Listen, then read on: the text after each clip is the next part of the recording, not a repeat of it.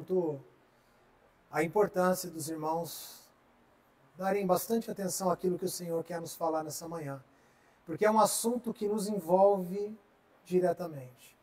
É um assunto que envolve diligência, é um assunto que envolve responsabilidade, é um assunto que envolve consagração, é um assunto que envolve santificação, é um assunto que envolve visão espiritual, é um assunto que envolve, irmãos, a consciência de vida de assembleia e a responsabilidade que temos diante de Deus e diante da Igreja de Cristo. Que Deus nos dê graça, então, nessa manhã, em nome de Jesus. Amém? Eu queria ter uma palavra de oração com os irmãos. Pai, muito obrigado por tudo que o Senhor já fez nesta manhã, por tudo aquilo que o Senhor já partilhou conosco. Obrigado, Pai, pelo partir do pão, pelas orações, obrigado pela comunhão. Obrigado mesmo, Senhor, pois o Senhor, por meio da Tua palavra, da doutrina assentada entre o Seu povo, o Senhor tem dirigido as nossas vidas e temos a consciência do nosso meio, e assim devemos então, Senhor, honrar o Teu nome e glorificar-te em todo o tempo. Portanto, Pai, diante do assunto que o Senhor quer nos ensinar, compartilhar conosco nessa manhã, nós pedimos ouvidos atentos, olhos também, Senhor Deus, despertos e um coração aberto e sensível para o falar do Senhor aos nossos corações. É o que nós te pedimos pelo Teu Espírito, no nome de Jesus. Amém. Irmãos, eu queria poder compartilhar com vocês um pouco sobre o assunto da primogenitura. Primogenitura. Em outras oportunidades, já pudemos tratar do assunto da primogenitura com os irmãos, mas creio que a ênfase que o Senhor vai nos dar hoje é uma ênfase diferente das outras oportunidades que nós compartilhamos sobre a primogenitura, ainda que nós trabalharemos em cima das mesmas bases. Então a base não muda, a base da primogenitura não muda, mas sim a perspectiva sobre a qual ou pela qual nós olhamos a primogenitura, sim, o Senhor pode mudar a nossa perspectiva. Talvez em algum momento, aquilo que está bem assentado como primogenitura diante de Deus, nos deu um ângulo de frente, e agora o Senhor nos move um pouquinho, nos coloca de ladinho para que a gente veja uma outra face do mesmo assunto. E por isso é de grande importância a gente discernir aquilo que Deus quer nos ensinar por meio do assunto da primogenitura segundo as Escrituras. Por que a primogenitura é um assunto tão importante e é um dos assuntos centrais da Bíblia? Primeiro, porque ela aponta diretamente para a pessoa e a obra do Senhor Jesus, o glorioso Filho de Deus. Por quê? Porque Jesus é o primogênito de Deus. Então, se o apontamento do assunto da primogenitura é a pessoa de Jesus Cristo, nós precisamos conhecer esse assunto com profundidade. Essa é uma das primeiras razões. E segundo, porque nós temos nas Escrituras, o primeiro assunto é porque fala do primogênito Filho de Deus, Jesus Cristo. Mas o segundo motivo é porque nós temos exemplos negativos de primogênitos que perderam o direito de exercer a sua primogenitura. Nós temos exemplos nas Escrituras de filhos primogênitos, segundo o princípio da primogenitura, que por desprezo à primogenitura, eles simplesmente perderam o direito de exercer a sua primogenitura. Por quê? Porque eles desprezaram dos assuntos principais do contexto espiritual do povo de Deus. O desprezo pela primogenitura é uma verdade, irmãos, na vida de alguns filhos de Deus.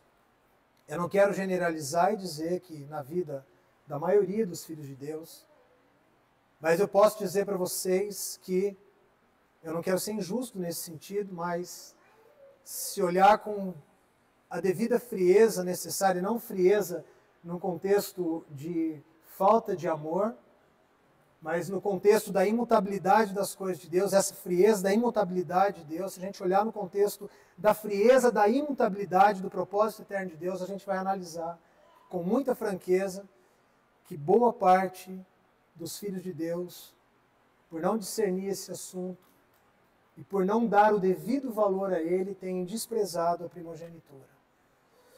E as consequências, no caso de alguns, são funestas. As consequências na vida de alguns desses primogênitos que perderam o seu direito do exercício da primogenitura trouxeram complexidade e problema não só para si, mas sobre a sua própria família, as gerações que se seguiram, e por isso é um assunto que merece a nossa atenção.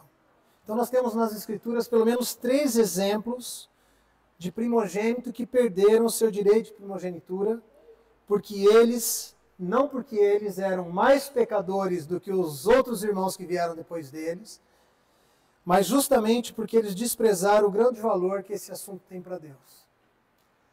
Então, esses 3 exemplos de primogenitura que nós temos nas Escrituras que perderam o seu direito, os 3 exemplos de primogênitos que perderam, eles não eram mais pecadores que os seus irmãos e por isso perderam o direito, mas é porque eles desprezaram o princípio da primogenitura sem considerar o valor que isso tem para Deus no contexto da vida do seu povo. Então nós temos Adão, nós temos Esaú e Rubem, 3 primogênitos que perderam o seu direito de primogenitura. É muito comum a gente ver estudos muito profundos, eu posso indicar para os irmãos depois, estudos bastante profundos sobre, especialmente, Esaú e Rubem e o contexto da perda da sua primogenitura, porque, de fato, as Escrituras são muito claras com relação à expressão primogênito para estes 2, Esaú, filho de Isaque, irmão de Jacó, e Rubem, o filho primogênito de Israel, de Jacó. E como foi que eles perderam? O que eles fizeram para perder a sua primogenitura? Mas e Adão? Né?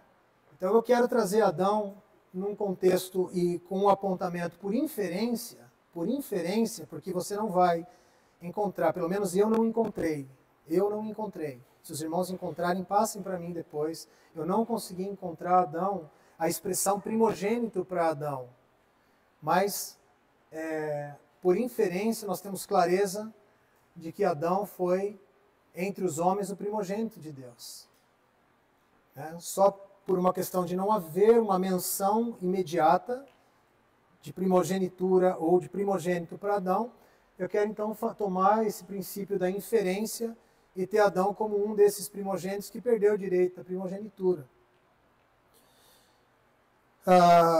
E Adão, né, no contexto de Adão, nós precisamos, como não tem uma referência imediata como tem para Esaú e para Rubem, nós vamos entender então quem foi que assumiu a primogenitura, aquele que assumiu a primogenitura no lugar de Adão entre os homens. Amém, queridos? Então, o primeiro, Adão, o primogênito dos filhos de Deus na terra. Lucas, capítulo 3, verso 38, você não precisa abrir, eu vou abrir e ler para você. É muito interessante como Lucas, no capítulo 3, ele traça a genealogia de Jesus. Eu vou ler aqui na Bíblia textual, a partir do verso 23.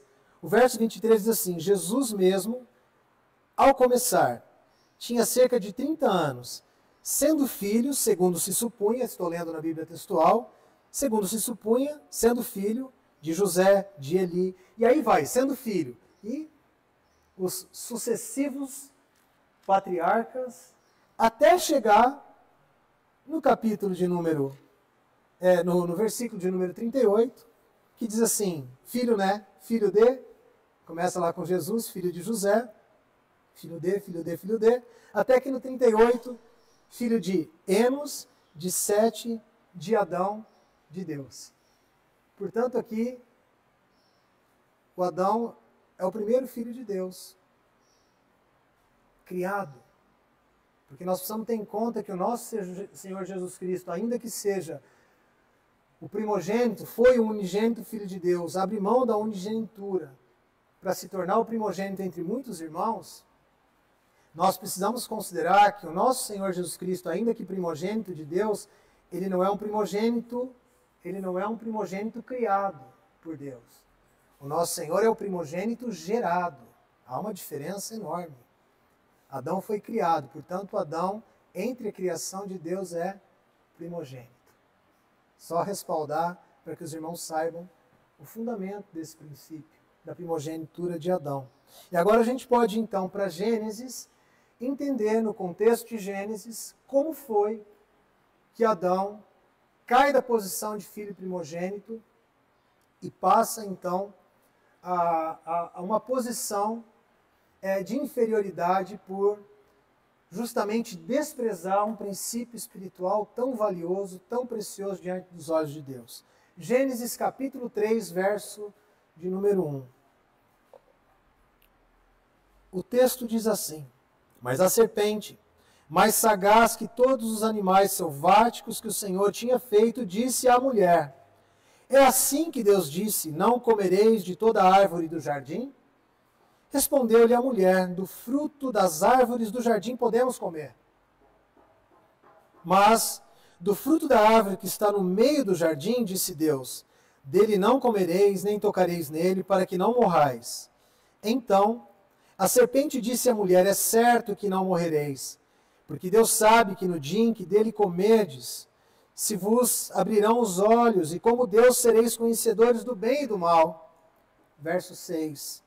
Vendo a mulher que a árvore era boa para se comer, agradável aos olhos e árvore desejável para dar entendimento, tomou-lhe do fruto e comeu, e deu também ao marido, e ele comeu.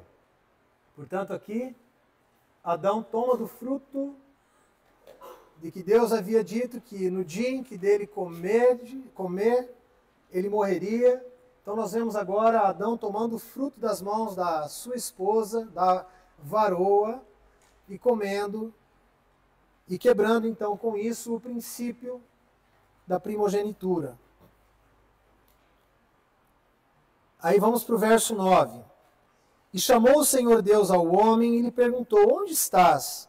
E ele respondeu: Ouvi a tua voz no jardim, porque estava nu, tive medo e me escondi. Perguntou-lhe Deus: Quem te fez saber que estavas nu? Comestes da árvore de que te ordenei que não comesses? Então disse o homem: A mulher que me destes por esposa, ela me deu da árvore e eu comi. E a Adão disse: Visto que atendeste à voz da tua mulher e comeste da árvore que te ordenara não comesses, maldita é a terra por tua causa. Em fadigas obterás dela o sustento durante os dias de tua vida. E 1 Timóteo, capítulo 2, verso de número 14, eu vou ler para você, diz assim: E Adão não foi iludido, mas a mulher, sendo enganada, caiu em transgressão. Como que apontando a responsabilidade, sim, do desprezo pelo princípio estabelecido por Deus sobre os ombros de Adão. A mulher foi enganada, a mulher foi trapaceada, a mulher foi ludibriada, a mulher foi convencida pelo caminho da perversidade da serpente, ela veio pelo caminho da perversidade, camuflada de amizade, de relacionamento saudável, propondo coisas que a alma dela ainda tinha dúvidas pela imaturidade do processo, porque também não havia comido da árvore da vida, então não estavam completos, maduros em Deus. Adão também não estava completo, maduro em Deus, mas pelo princípio da primogenitura, de haver sido escolhido e formado do pó da terra, Adão tinha a responsabilidade de conservar a ordem daquilo que Deus havia estabelecido como critério de vida no jardim e não comer da árvore do fruto da árvore do conhecimento do bem e do mal. Adão come do fruto voluntariamente e por desprezo ao princípio da primogenitura, Adão come do fruto. Paulo é tão claro quando diz isso para Timóteo, dizendo que Adão não foi iludido. Em outras palavras, nós podemos dizer que Adão foi voluntarioso no assunto, desprezando completamente aquilo que Deus havia confiado às suas mãos no jardim. Sabe, irmãos, muitas vezes nós também somos tentados. Somos tentados. Adão poderia haver se posicionado por discernir a vontade de Deus e dizer não para aquilo. Ele deveria repreender a sua esposa. Mas ele não fez. Quantas vezes nós, por negligência, por irresponsabilidade, por medo de confronto e de conflito, a gente evita dizer algumas coisas que precisam ser ditas, claro, na hora certa, da forma correta, na base do amor, mas com responsabilidade porque Deus nos confiou a nós. Sermos guardiões da nossa casa, por exemplo. Aos irmãos a quem Deus confiou a criação de filhos. Quanto desacordo entre marido e mulher no assunto. E quantas vezes, irmãos, nós pecamos contra Deus porque negligenciamos aquilo que Deus estabeleceu como critério. E isso vai roubando de nós, irmãos, os benefícios da primogenitura. Quantos dos irmãos com a responsabilidade, com o cuidado de uma assembleia local, falo dos irmãos da linha de frente, os presbíteros, os anciãos na casa de Deus. Ó, irmãos, se Deus te colocou nesse lugar, não é porque você é melhor do que ninguém. Não é porque você tem uma posição mais elevada que os seus irmãos. Mas é porque o Senhor entende da responsabilidade por aquilo que você já viu diante do Senhor. Portanto, como irmão mais velho dos seus irmãos, e nesse tocante a gente pode também discernir a responsabilidade que pesa sobre os ombros de uma liderança na igreja local, com muito amor, com zelo, com cuidado, mas com toda a firmeza necessária, repreender aqueles que precisam ser repreendidos na casa de Deus. Porque se nós rebaixamos o padrão divino, porque não queremos indisposição, queridos, o risco da perda da primogenitura que é para nós pode se tornar uma verdade. Cuidado. E esse zelo, ele só é mantido quando nós temos diante de nós, diante dos nossos olhos, e nós com os olhos bem abertos, a clareza do eterno propósito de Deus. E não negociarmos em absolutamente nada, nada, aquilo que Deus nos confiou. Esse foi o princípio da queda de Adão, pelo que ele comeu. Deus disse, não coma, porque no dia em que dela comerdes, certamente morrerás. Ele morreu e perdeu a posição de primogênito diante de Deus. O segundo é Esaú. Esaú, o primogênito de Isaac. O contexto da perda da primogenitura de Esaú está em Gênesis capítulo 25, se você quiser abrir, do verso 29 ao verso número 34. Gênesis 25, do verso de número 29 ao 34. Os irmãos já abriram, já acharam? Vamos ler. Eu vou ler na Bíblia textual. Diz assim: chegando Esaú, cansado do campo, viu que Jacó cozinhava um guisado. E disse Esaú a Jacó: estou cansado, deixa-me tragar desse vermelho, ou seja, comer desse guisado vermelho. Por isso seu nome é chamado Edom, porque a palavra Edom significa vermelho. Né? Respondeu Jacó: vende-me hoje a tua primogenitura. Ou seja, eu quero comprar de você aquilo que você tem por direito, por herança, aquilo que você, não tendo feito nada, recebeu. Eu quero isso. Eles eram irmãos gêmeos. Os irmãos lembram da história. Esaú sai primeiro. Portanto, o filho mais velho, ou o primogênito entre gêmeos, é aquele que sai primeiro da madre. Mas Jacó sai agarrado no calcanhar do seu irmão. Verso 32. Disse Esaú: igual vou morrer, de que me serve a primogenitura? E disse Jacó: jura-me hoje. E lhe jurou e vendeu sua primogenitura a Jacó. E Jacó deu a Esaú pão com caldo de lentilhas, e ele comeu e bebeu. Anote isso. E ele comeu e bebeu.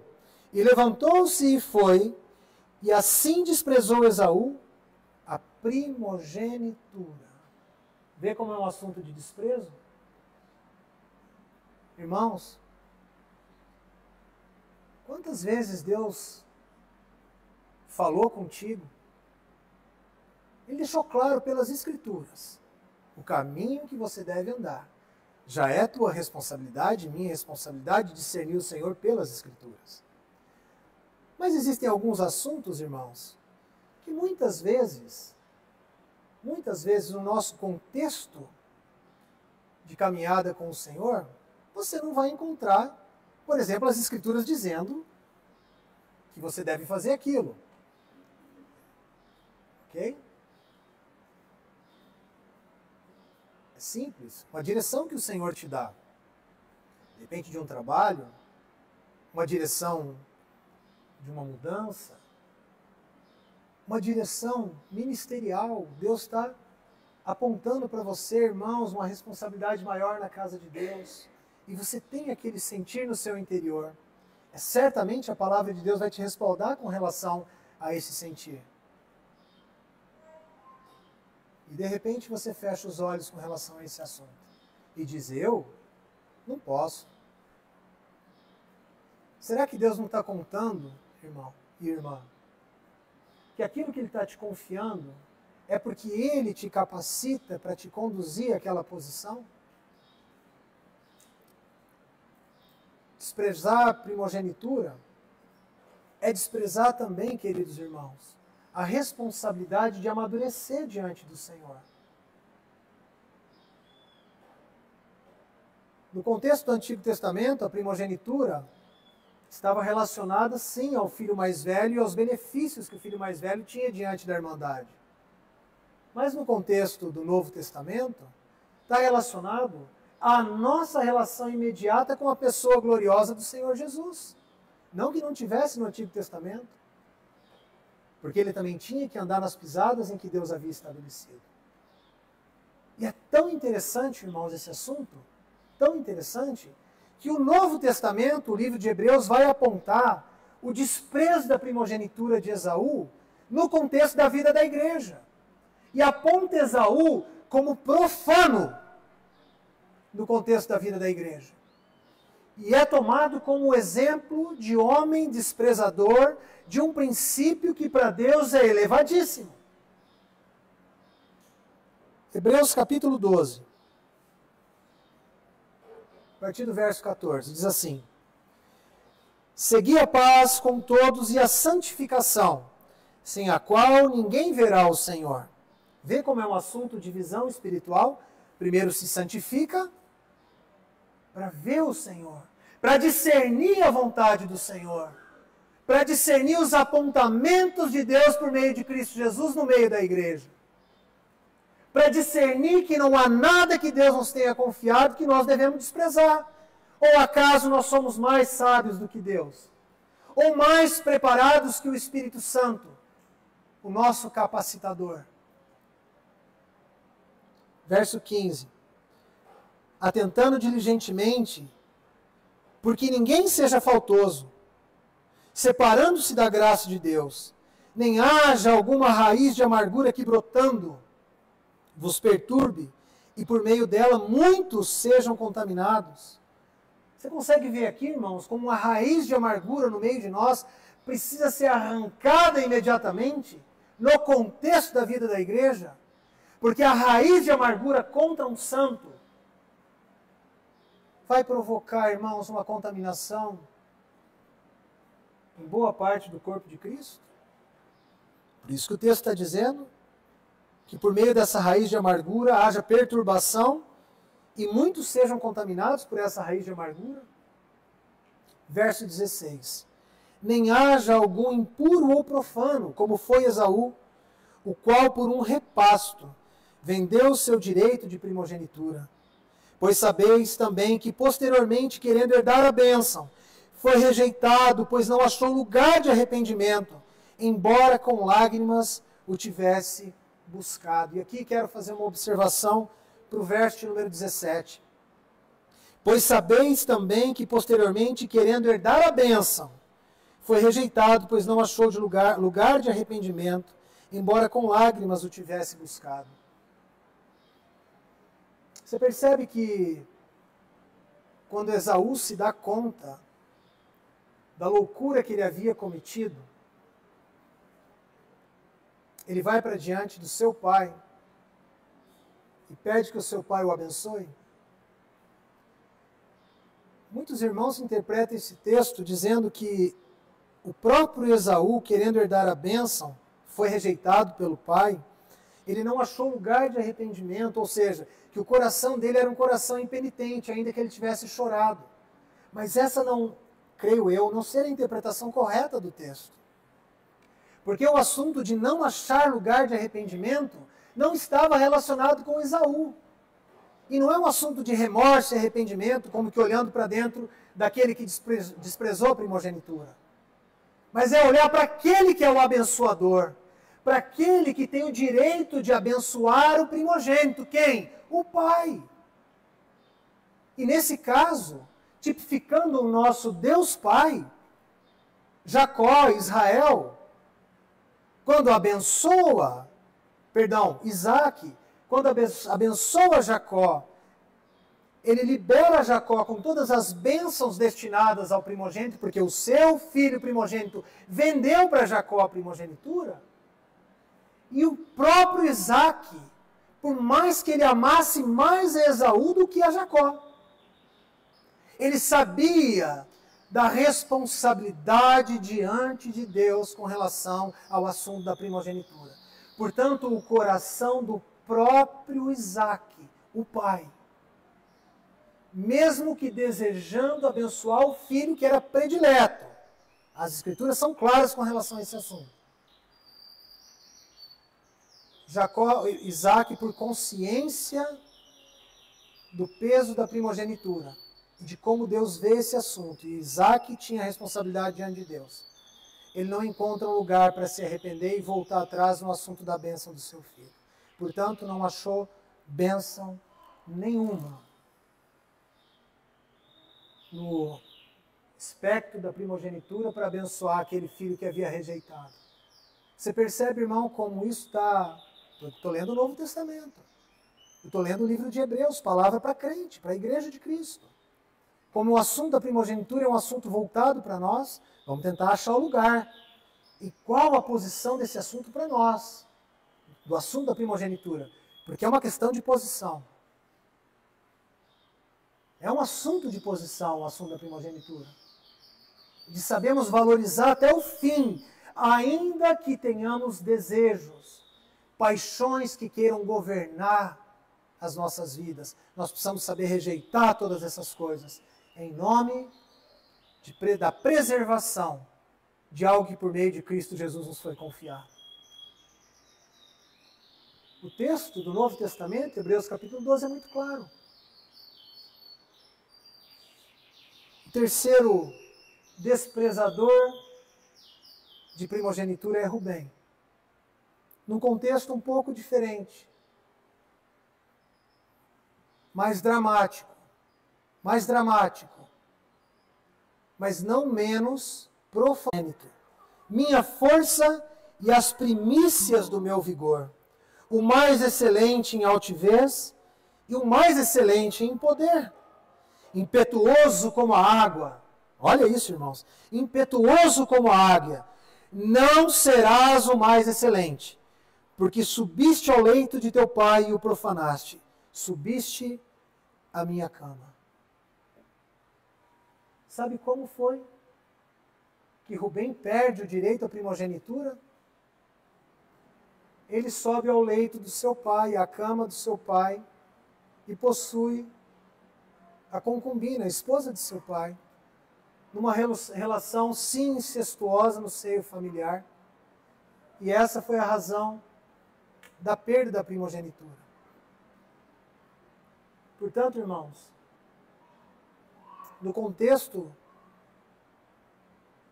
da vida da igreja, ou no contexto da igreja, olhando para o assunto da primogenitura entre nós, ou para nós, devemos considerar que é um assunto de profanação em primeiro lugar, mas que a profanação pode se dar em duas esferas, e tudo é profanação. Pelo que comemos e bebemos, que não seja Cristo, e por adultério. É claro que alguém não precisa necessariamente, porque vamos olhar o contexto espiritual, adulterar com uma mulher para que o assunto da primogenitura seja colocado em xeque. Mas é um assunto de adultério espiritual, de como você profana, adulterando com as coisas deste mundo, a sua comunhão com Deus. 1 Crônicas, capítulo 5, vai fazer um apanhado e mostrar para nós como foi, não como foi, mas para quem foi destinada a primogenitura que pertencia e era de direito de Rubem. Porque se a primogenitura de Esaú foi destinada a Jacó, para quem foi destinada a primogenitura de Rubem? Porque não é um assunto de perder e ninguém assumir a posição. Sempre haverá um irmão mais diligente, mais responsável, pronto para abraçar a primogenitura. Que está ali, como diz o ditado aqui no norte do Paraná, no pé do eito, pronto para assumir a primogenitura. 1 Crônicas, capítulo 5, verso 1. Quanto aos filhos de Rubem, o primogênito de Israel, pois era primogênito, mas por ter profanado o leito de seu pai, deu-se a sua primogenitura aos filhos de José, filho de Israel, de modo que na genealogia não foi contado como primogênito. Verso 2. Judá, na verdade, foi poderoso entre seus irmãos. E olha que lindo isso, irmãos, porque dele veio o príncipe. Quem é o príncipe da tribo de Judá? Quem é o leão da tribo de Judá? Quem é o primogênito entre todos os filhos de Deus, senão o nosso Senhor Jesus Cristo? Mas, o direito de primogenitura foi de José. Portanto, o direito da primogenitura de Rubem foi destinado para José. José, então, por sua fidelidade, por haver preservado a sua vida espiritual, a sua integridade diante de Deus. Ele era o penúltimo filho de Jacó, o penúltimo filho de Israel. O último filho de Israel é Benjamim. Mas José foi o filho da velhice de Jacó. E ele foi criado aos pés dos seus pais, ouvindo do Senhor em todo o tempo. Ele foi removido da casa do seu pai, irmãos, entre os 13 e os 17 anos de idade, dado como morto, um tipo do primogênito filho de Deus.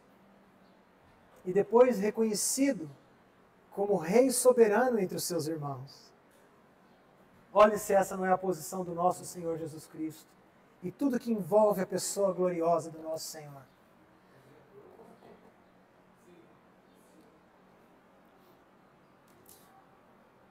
Há um ponto convergente entre esses três.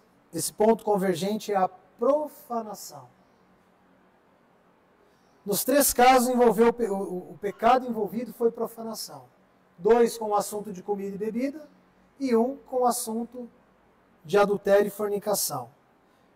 Profanação. Peguei uma definição de profanação para dar mais clareza no assunto. Desrespeito ou violação do que é santo, sagrado. Violação, sacrilégio. Segundo ponto.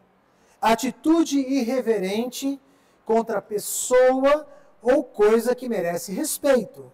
Afronta, insulto, irreverência.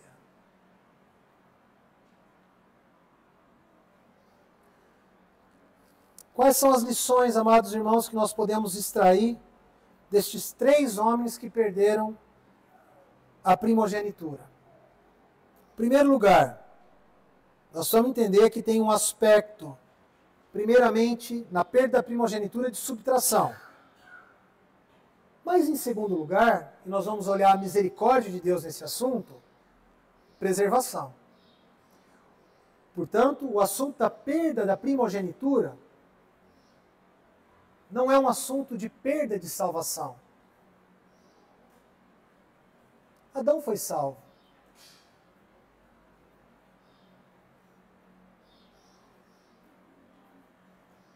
Creio que Rubem foi salvo.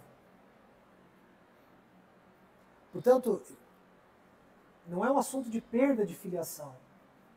Porque Esaú, ainda que haja profanado a sua primogenitura vendendo por um prato de lentilha, ele continuou sendo filho. Porque a subtração, primeiro se perde. A primogenitura envolve o privilégio superior ao da filiação. Portanto, primogenitura também é igual a filiação. Mas o privilégio da primogenitura são os benefícios que nem sempre são identificados na filiação. Porque no Antigo Testamento ela envolvia a dupla herança de terra, sacerdócio e governo. No caso do Rubem, o primogênito de Jacó, e você sabe que Jacó tem o nome dele mudado para Israel, ele é um dos patriarcas, foi incluído como primogênito e conhecido diante de Deus, porque ainda que Esaú tenha com juramento diante de Deus vendido a sua primogenitura, e Deus assinou isso quando o Esaú rejeitou, porque foi com juramento diante de Deus que ele rejeita a sua primogenitura, e Jacó a assume, ainda que de maneira sorrateira. Eu creio que Deus não aprovou a maneira de Jacó, mas aprova a sua primogenitura.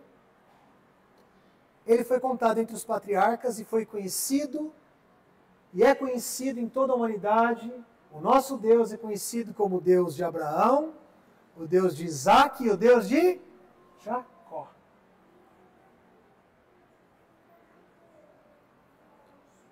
Primogenitura de Jacó, no tocante à porção dupla, foi destinada a José. No tocante a governo, tudo isso estaria reunido, irmãos, na pessoa do Rubem. No desprezador de primogenitura, no profanador do leito do seu pai e da comunhão com Deus. O governo que estaria sobre os ombros de Rubem foi dado a Judá. E o sacerdócio, que estava também destinado a Rubem como primogênito, porção dupla de terra, governo e sacerdócio, foi destinado a Levi.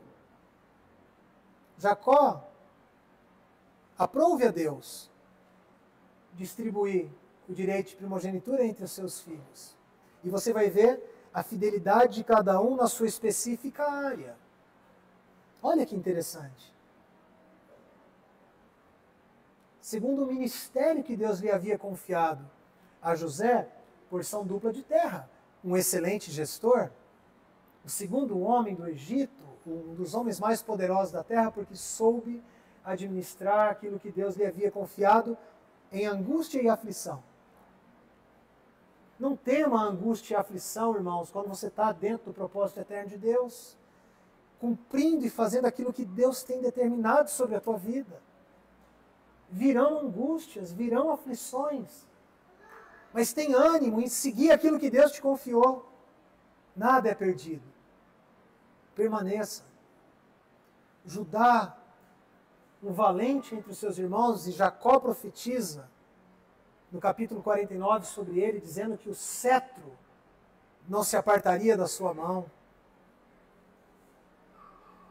E Levi, por zelo espiritual naquele assunto do sopé do Monte Sinai, no escândalo da profanação do testemunho de Deus que estava começando a ser levantado, naquela profanação do assunto do bezerro de ouro,